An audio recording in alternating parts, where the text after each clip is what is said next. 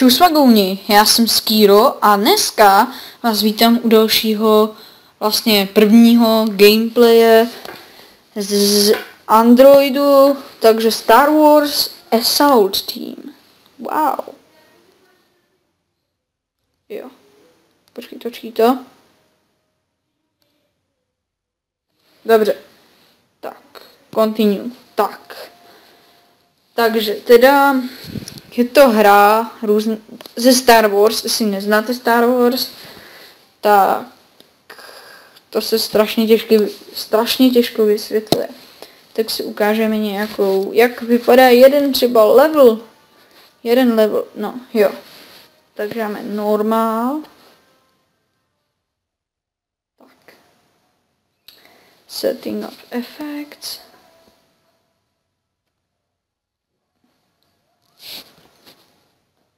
Tak já už jsem teda 4, ze začátku máte jenom tutoho, jo.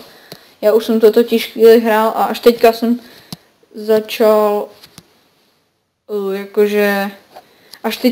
začal, teprve točit z toho, jako gameplay, no. Tak, jdeme dál. Teďka ho okradem. No. Jdeme dál, hele, teďka budeme bojovat. Takže. Na to ani nepotřebujeme lucky shot. Tak. To zabijeme úplně v klídku, jo, protože je to jeden, potom jsou těžší levely. Tak, teďka, a to takhle máte 4, prostě z začátku máte jenom tutoho a to musíte vyhrát nějakých pár levelů, potom získáte tutoho a nakonec v jednom levelu ty 2. A k tomu získáváte různý záložní. No, máme 34 kreditů, což je dobrý. Tak jdeme to zase bojovat. Jo, já myslím, že ta hra je docela dobrá. A proto z ní taky točím ten gameplay. A potom můžete mít různé special ataky. Jako třeba, že když vezmete ten granát, tak ono to takhle spálí. A když na něj kliknete, tak můžu někomu přidat život. Protože to Rebellion Medic, myslím, že se jmenuje. No, Rebel Medic. Tak a potom vám tam napíše prostě Mission complete, Han is out.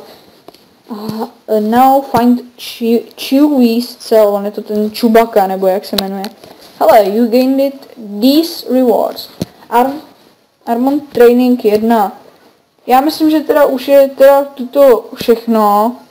A že už to stačí, že jsem vám to dost představil, můžete potom tady, když dáte back, edit team a kliknete na jednoho z nich a dáte train a tady vyberete a dáte level up, tak ono ho to prostě vylevluje a naučí se tu schopnost. Tak já myslím, že pro dnešek je to asi tak všechno. Díky za zhlédnutí, případně za odběr a čau.